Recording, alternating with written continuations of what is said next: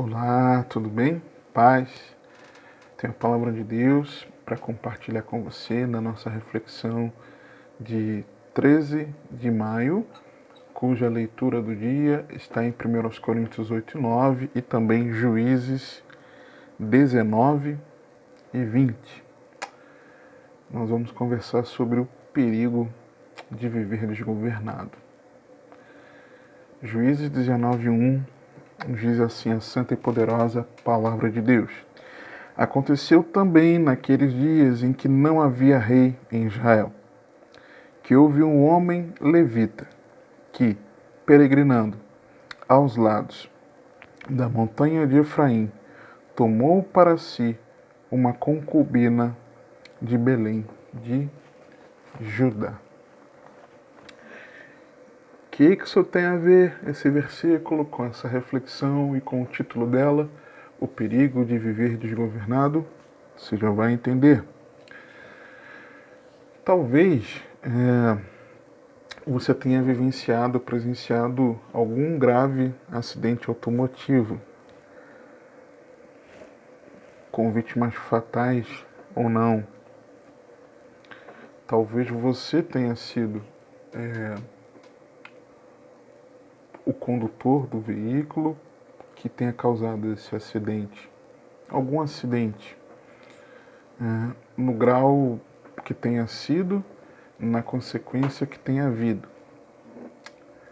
Mas, no mínimo, você já assistiu algum vídeo a respeito, ou você presenciou no trânsito, ou viu consequências passando no trânsito, viu algum carro que tenha capotado, que lamentavelmente tenha tido pessoas feridas, ou talvez você tenha sido aquele que socorreu pessoas acidentadas.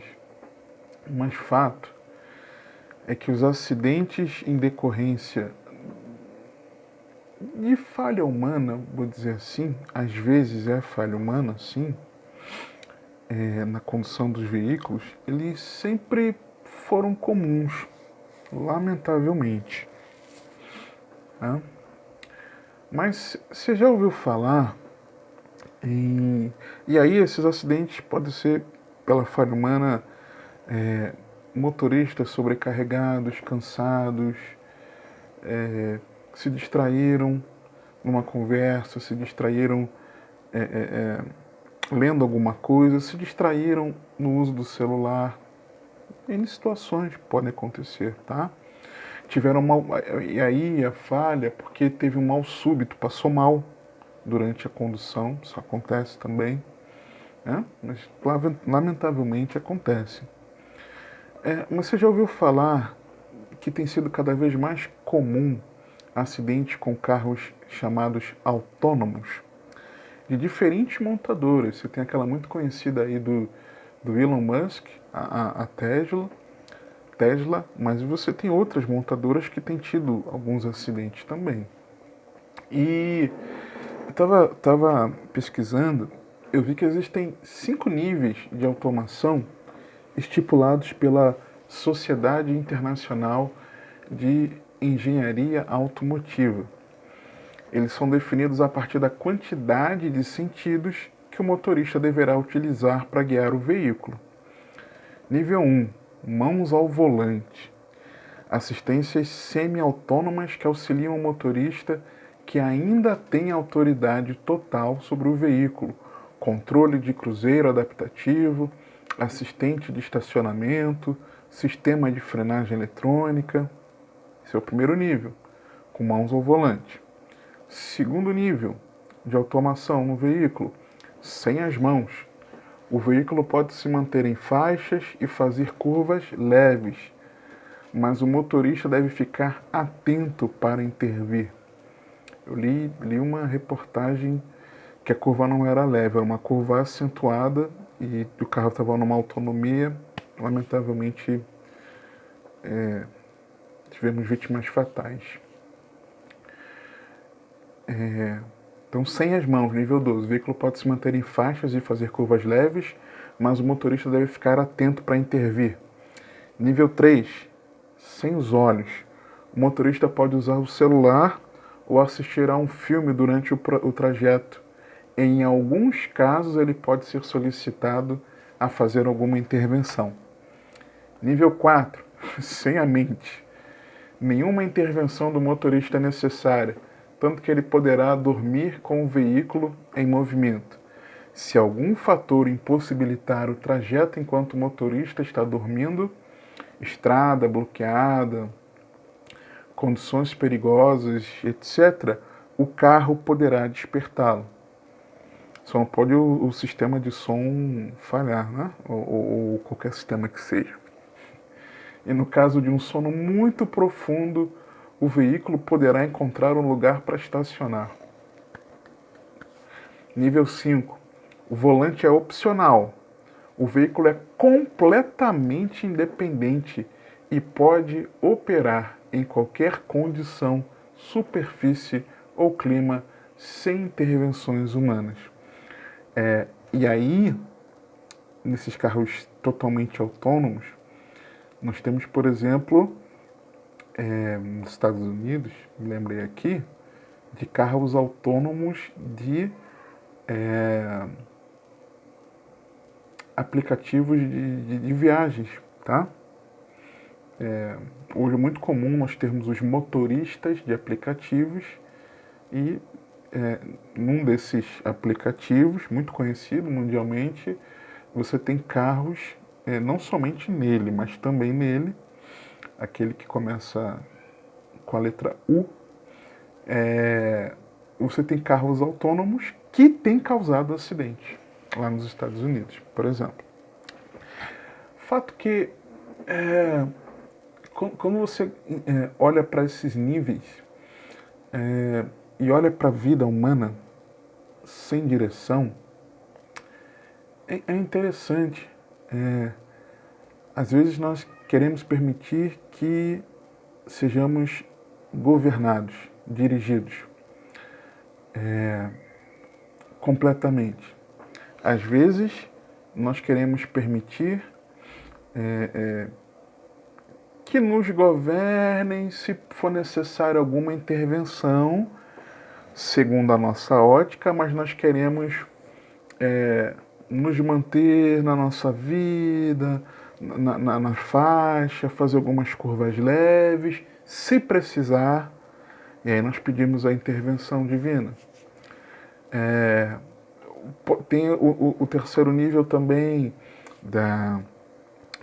dessa autonomia do ser humano, e que a pessoa nós estamos distraídos nas nossas coisas e tal, seguindo a nossa vida, não distraídos, mas focados na nossa vida, conduzindo-nos pelas estradas da vida, estamos ali bem atentos, mas sabemos que podemos recorrer ao Senhor. Tem um outro nível, o nível 4 aqui no comparativo com os carros autônomos, em que nós entendemos que nenhuma intervenção é necessária. Nós não precisamos. Podemos seguir o curso da vida normalmente. Somente naquelas situações assim mais graves possíveis, as mais drásticas possíveis, nós então recorremos ao Senhor. Ou ainda, o nível 5, é que nós não estamos nem aí para Deus e queremos viver a nossa vida totalmente à parte da sua vontade. Você já ouviu também falar sobre o termo anarquia? Anarquia é aquilo que se caracteriza pela ausência de organização, controle ou liderança num sistema baseado na negação de autoridade, tendo como contrário disso a hierarquia, ok? Aliás, esses conceitos de direção, governo e hierarquia sobre o ser humano são bíblicos. Por exemplo, governantes sobre a sociedade. Romanos 13, 1 a 6. Toda alma esteja sujeita às autoridades superiores, porque não há autoridade que não venha de Deus, e as autoridades que há foram ordenadas por Deus. Por isso, Quem resiste à autoridade resiste à ordenação de Deus, e os que resistem trarão sobre si mesmos a condenação, porque os magistrados, do termo grego que significa governador, comandante, chefe, líder, não são terror para as boas obras, mas para as más. Queres tu, pois, não temer a autoridade? Faze o bem e terás louvor dela, porque ela é ministro de Deus para teu bem. Mas se fizerdes o mal, teme, pois não traz em vão a espada, porque é ministro de Deus e vingador para castigar o que faz o mal. Portanto, é necessário que lhe estejais sujeitos, não somente pelo castigo, mas também pela consciência. Por esta razão também pagais tributos, porque sou ministro de Deus, atendendo sempre a isto mesmo. Duas funções. Fazer o bem de quem procura viver bem na sociedade e punir aqueles que fazem o mal. E por conta disso, devemos pagar os tributos para o funcionamento desse governo. Ah, tá muito caro. Mas faz parte. E quaisquer dificuldades que existirem, é preciso procurar ajustar para a glória de Deus. Um outro tipo de liderança, de autoridade, é de chefes. Primeiro foi sobre governantes, sobre sociedade. Agora, chefes sobre liderados. Efésios 6, 5 a 8. Vós, servos, obedecei a vossos senhores segundo a carne, com temor e tremor, na sinceridade de vosso coração, como a Cristo, não servindo à vista como para agradar aos homens, mas como servos de Cristo, fazendo de coração a vontade de Deus, servindo de boa vontade como ao Senhor, e não como aos homens, sabendo que cada um receberá do Senhor todo o bem que fizer, seja servo, seja livre, como ao Senhor, no seu trabalho. Um outro exemplo de hierarquia, de autoridade, de governo, de direção, pais sobre filhos. Efésios 6, 1 a 3. Vós, filhos, sede obedientes aos vossos pais no Senhor, porque isto é justo. Honra a teu pai e a tua mãe, que é o primeiro mandamento com promessa, para que te vá bem e vivas muito tempo sobre a terra. Um outro exemplo, marido sobre a mulher. Sim, esposas, sim, sim. Efésios 5, 22 a 24. Vós, mulheres, sujeitai-vos a vossos maridos como ao Senhor, porque o marido é a cabeça da mulher, como também Cristo é a cabeça da igreja, sendo ele próprio o salvador do corpo, de sorte que assim como a igreja está sujeita a Cristo, assim também as mulheres sejam em tudo sujeitas aos seus maridos. Um outro exemplo, finalizar, pastores sobre o rebanho de Deus. Sim, ovelha, sim, sim, servo de Deus, sim, obediência ao pastor, sim. Hebreus 13, 17.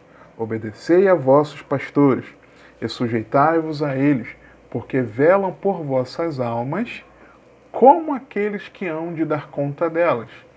Não darão conta,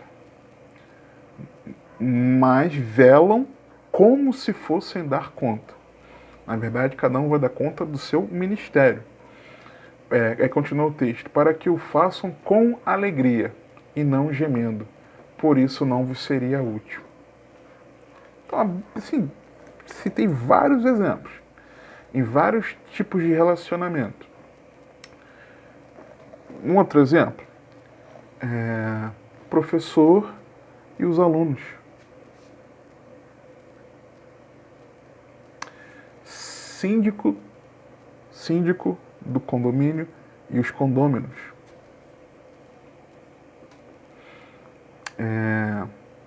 Quer ver um outro exemplo?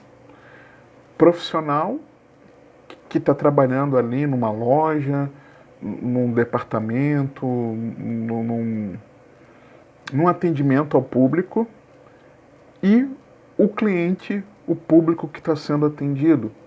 Aquele profissional ali é autoridade naquele local sobre a sua vida naquele local, naquela circunstância, está procurando aquele serviço ou aquele produto. Tem a regra ali que ele vai estipular para que você possa se submeter. Então,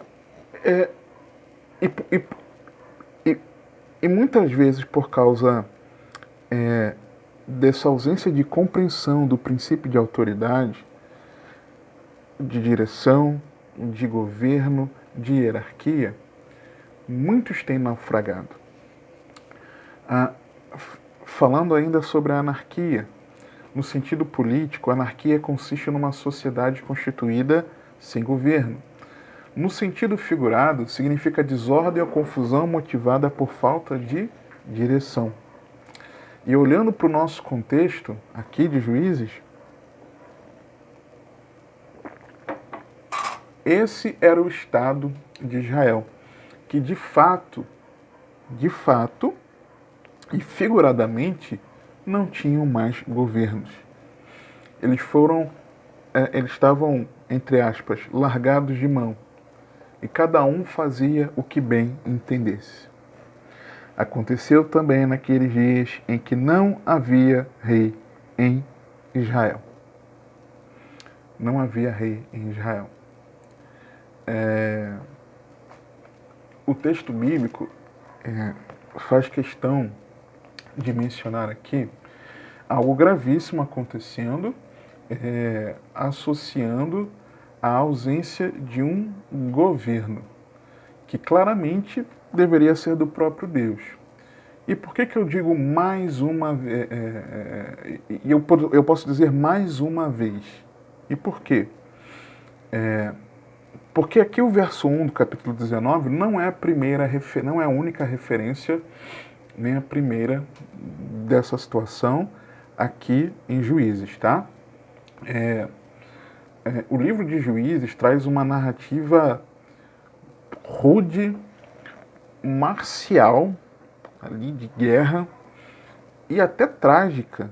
Certamente, tanto você está acompanhando, estamos quase finalizaremos amanhã, capítulo 21, e de que deixa-nos bem claro que a ausência do governo levava cada um a fazer o que bem entendia, mostrando as terríveis consequências de vidas distantes do governo de Deus.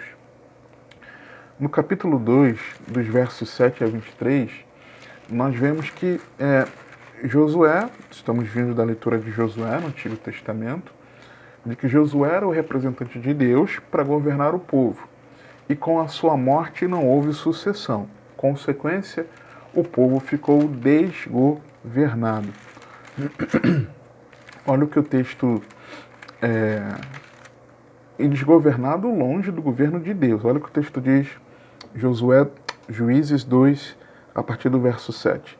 E serviu o povo ao Senhor todos os dias de Josué, e todos os dias dos anciãos que ainda sobreviveram depois de Josué, eram os líderes.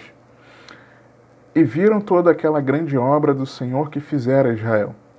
Faleceu, porém, Josué, filho de Num, servo do Senhor, com a idade de 110 anos. E sepultaram-no no termo da sua herança, em Timnat-Heres, no monte de Efraim, para o norte do monte de Gaás.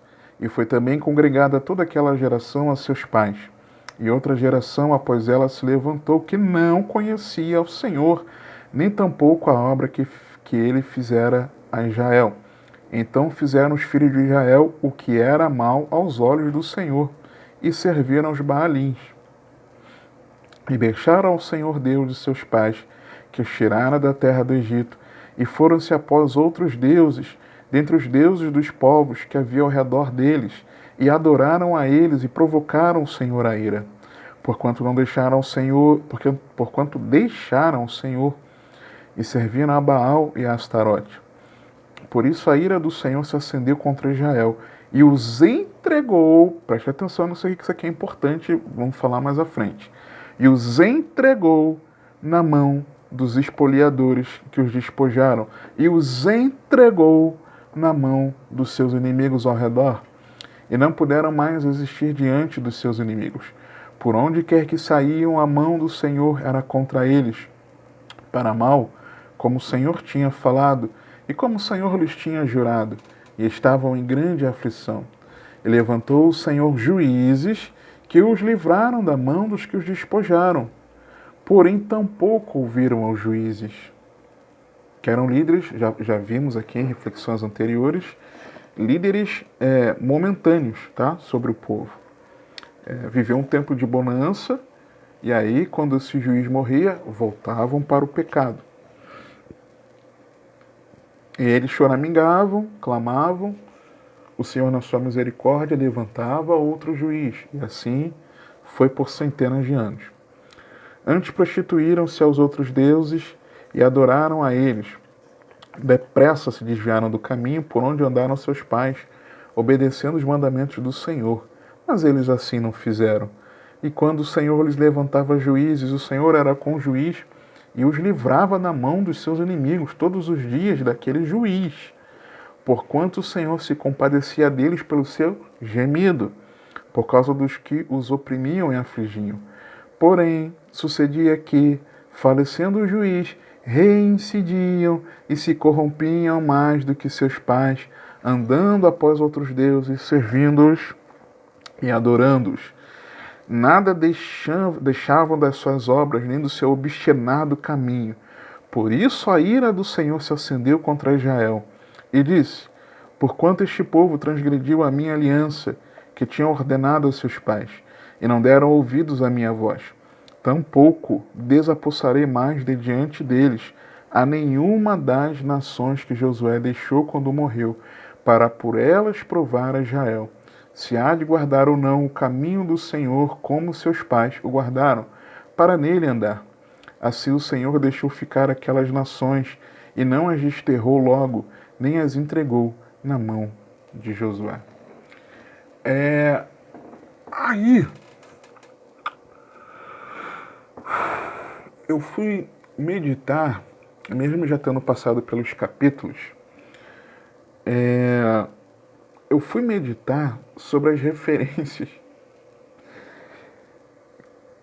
que o texto bíblico nos mostra de Israel sem o rei, aqui em Juízes. E eu vejo algumas ações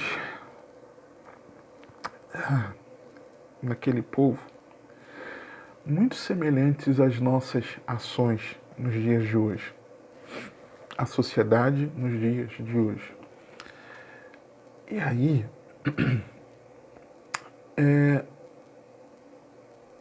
o incrédulo não ser governado por Deus é uma coisa. Outra coisa é aquele que se diz participante do povo de Deus viver desgovernado. O ser humano sem Deus está desgovernado. Já está destinado à perdição eterna se não se arrepender a tempo e depositando a sua fé em Jesus. Mas aquele que se diz de Deus, muitas vezes, também tem vivido desgovernado. Esse é o perigo de viver desgovernado. E eu vejo aqui no contexto de Juízes muita semelhança com os nossos dias. Primeiro, capítulo 17, versos 1 e 2. Presta atenção, por favor. Se tinha alguma outra incidência, eu não localizei além das que eu vou mencionar aqui. Dos versos 1 e 2, eu vejo que quando há a ausência do governo de Deus, a família fica desestruturada. Uma família desestruturada no meio do arraial. Não estamos falando aqui dos incrédulos. Estamos falando do arraial agora. No meio do arraial. Porque olha o que o texto diz. E havia um homem da montanha. Lembrando que isso aqui é a história do povo de Deus. Tá ok? E como nós vemos no capítulo 10 de 1 Coríntios, meditação de amanhã, a história deles é exemplo para nós, tá? É figura para nós. Eu tenho falado isso ao longo da meditação no Antigo Testamento, eu sempre tenho lembrado isso, tá? E havia um homem da montanha de Efraim, cujo nome era Mica, o qual disse à sua mãe, as 1.100 moedas de prata, o filho falando para sua mãe, presta atenção. As 1.100 moedas de prata que te foram tiradas, por cuja causa lançaste maldições, ou seja, a mãe viu que alguém tinha roubado as 1.100 moedas de prata e ela começou a lançar maldições. Por exemplo, maldito aquele que me roubou a minha prata, que não sei o que, tá? Até então ela não sabia quem tinha feito isso. Mas preste atenção no texto. O qual disse à sua mãe, as 1.100 moedas de prata que te foram tiradas, por cuja causa lançaste maldições, e de que também me falaste. Ou seja, a mãe falou, filho, você sabe onde é que estão as minhas 1.100 moedas de prata? Poxa, filho, maldito aquele que pegou, que isso, aquilo, outro. Falou com o filho. Não é que o filho não ficou sabendo. Ele ficou sabendo. Aí ele continua dizendo o seguinte, eis que esse dinheiro está comigo, eu o tomei. Como é que é? O filho roubando a sua mãe.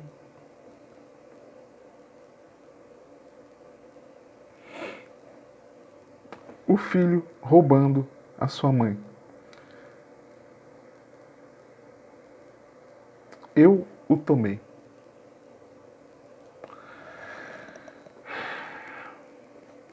E aí a mãe diz o seguinte, continuando o versículo. Então lhe disse sua mãe, bendito do Senhor seja meu filho. Como é que é? Como é que é? Como é que é? Um filho roubando a mãe? E a mãe, ó filho, bendito seja você, meu filho. Porque ali diz que confessou, né? Entregou a prata. Mas ela não exerceu a autoridade. Tudo bem, ele era um homem, não está dizendo que ele era um menino. Mas ela não falou nada. Deixou para lá. E assim muitas vezes os pais têm deixado de exercer autoridade sobre seus filhos. Assim, os filhos têm desonrado pai e mãe. Inclusive nessa questão de roubo, sim. Já ouvi situações dessas. De filhos roubando pais.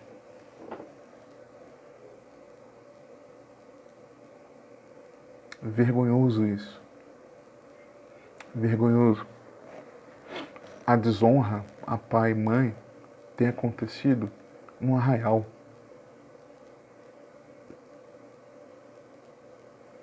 Filhos, crianças, querendo dar ordem aos pais.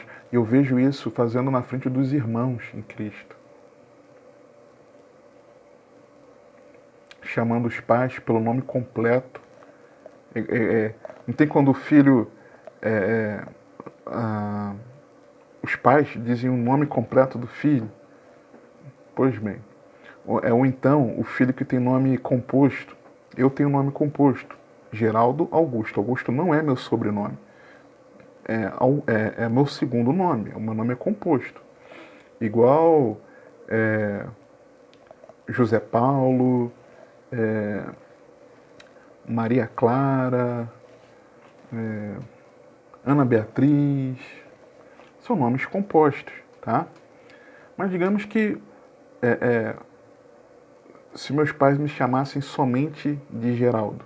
Não me chamavam só de Geraldo, mas de Geraldo Augusto.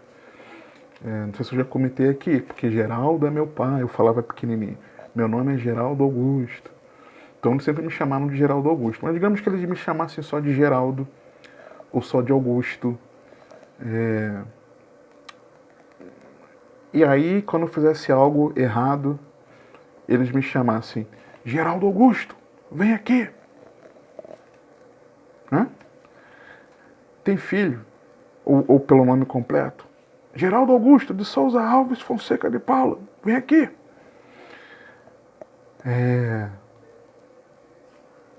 Acontece o inverso, eu vejo de filho fazendo isso com os pais, dando ordem, dizendo a hora que tem que ir embora. Peraí, que negócio é esse? Dentro do arraial. Os filhos querendo impor suas vontades. Família desestruturada. Versículo 3. Olha o que acontece. Eu vejo uma outra característica. Quer dizer, eu não estou no coração de ninguém, tá? Mas por aquilo que a palavra nos diz no Novo Testamento sobre aqueles no meio da igreja, eu vejo que, e por alguns frutos, tá? Eu vejo que sim, existe uma fé não genuína, não pela minha avaliação, mas por aquilo que a Bíblia diz, que eu não estou no coração de ninguém, tá? Mas, pelo fruto, nós conhecemos. De uma fé fingida. Versículo 3. Assim restituiu as 1.100 moedas de prata à sua mãe. Porém, sua mãe disse: inteiramente tenho dedicado este dinheiro da minha mão ao Senhor, para meu filho fazer uma imagem de escultura e uma de fundição, de sorte que agora te tornarei a dar. Como é que é? Então, pegou aquela prata para fazer uma imagem ao Senhor. Aquilo foi dedicado, aquele dinheiro foi, aquela prata foi dedicada ao Senhor, e porque foi dedicada ao Senhor, ia se fazer uma imagem de escultura? Peraí. Ela separou o que era para o Senhor, algo, canalizando em algo para desonrá-lo. Nós, muitas vezes, no arraial do povo de Deus, nós praticamos uma caminhada de fé, uma vida de fé hipócrita. Hipócrita. Isso aqui é hipocrisia, uma fé fingida. Hipocrisia. Ela diz que separa para o Senhor e vai fazer uma imagem, um ídolo. Que isso? E nós agimos assim, nós no arraial agimos assim. Hipocrisia. Em hipocrisia. Hipocrisia. Hipocrisia. Aí, dos versos 4 a 6, eu vejo idolatria. Porque aí já não é mais a mãe que disse que estava fazendo pelo Senhor. Agora que já é uma outra questão. Porém, ele restituiu aquele dinheiro à sua mãe. E sua mãe tomou 200 moedas de prata. Era tudo. Aí viraram só 200 agora. E as deu ao ourives, o qual fez delas uma imagem de escultura e uma de fundição que ficaram em casa de Mica. E teve este homem Mica uma casa de deuses, e fez um éfode e terafins, e consagrou um de seus filhos para que ele fosse por sacerdote. Naqueles dias não havia rei em Israel. Cada um fazia o que parecia bem aos seus olhos. Ídolos, ídolos, ídolos, ídolos no nosso coração. Ídolos. Seja liderança espiritual, seja cantores, grupos, sejam placas denominacionais, sejam ministérios, seja aquilo que exercitamos, sejam dons, talentos, idolatria. Idolatria a políticos, idolatria a familiares, idolatria a chefes, a colaboradores, a vizinhos, amigos.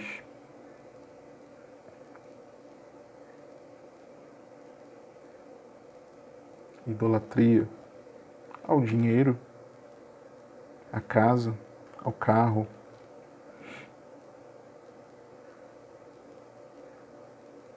ao canal do YouTube, ídolos, ao próprio canal do YouTube, né? Às vezes alguns canais aí que eu já vi, de ditos cristãos, eu vejo, parece que as pessoas têm a idolatria aos seus canais, esses famosinhos daí, idolatria no nosso meio. Estamos falando do povo de Deus, ok? Povo chamado pelo nome do Senhor. Versículos 7 a 13, eu vejo uma usurpação ministerial, porque olha o que acontece aqui. E havia um moço de Belém de Judá, da tribo de Judá, que era levita e peregrinava ali. E este homem partiu da cidade de Belém de Judá para peregrinar onde quer que achasse conveniente. Chegando ele, pôs a montanha de Efraim até a casa de Mica, seguindo o seu caminho. Disse-lhe Mica, de onde vens? E ele lhe disse, sou levita de Belém de Judá, e vou peregrinar onde quer que achar conveniente. Então lhe disse Mica, fica comigo e sê-me por pai, sacerdote, cada ano te darei 10 moedas de prata e vestuário, sustento. E o levita entrou, e consentiu o levita em ficar com aquele homem, e o moço lhe foi com um de seus filhos.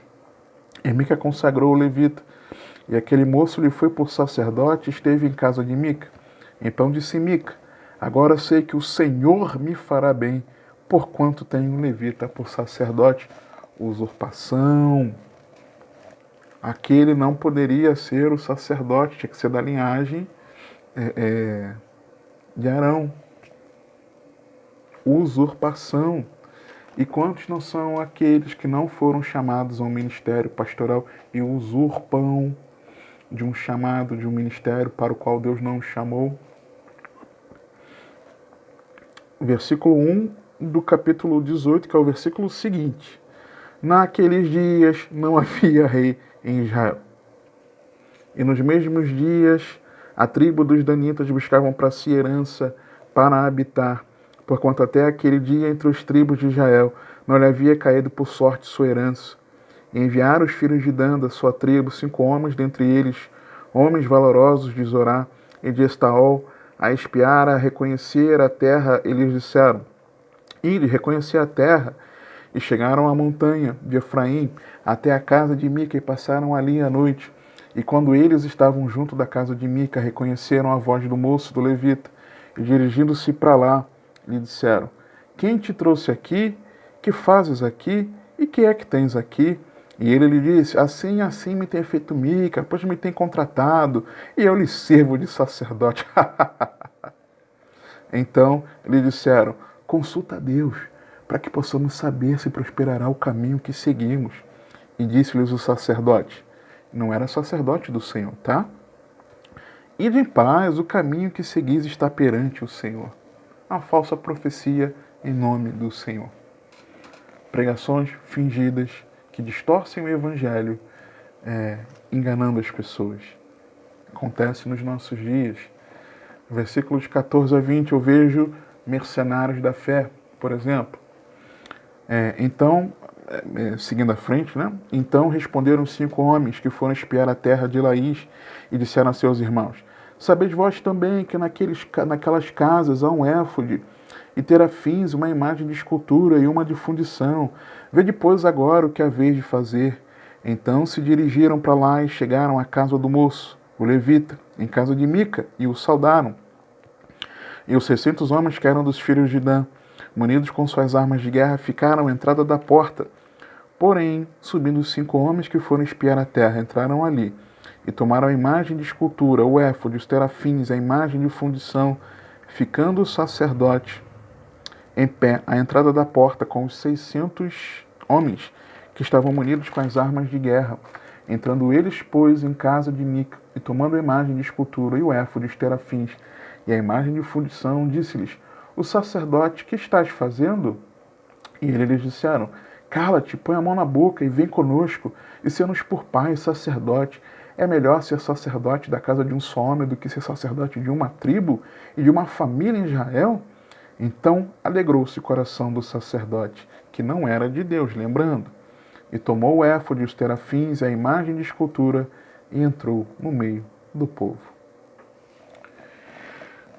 Mercenários da fé, se acompanha, você sabe.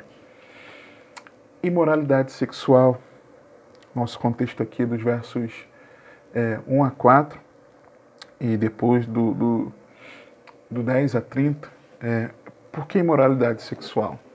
O homem levita foi atrás da sua mulher, verso 1 que nós lemos do capítulo 19, sua concubina, que o havia deixado após adulterar contra ele, ok?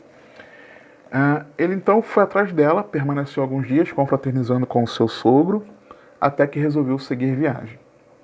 Seguindo viagem, ele não queria entrar em cidades de estranhos, fora do povo, tá? Mas quando ele chegou numa cidade do povo,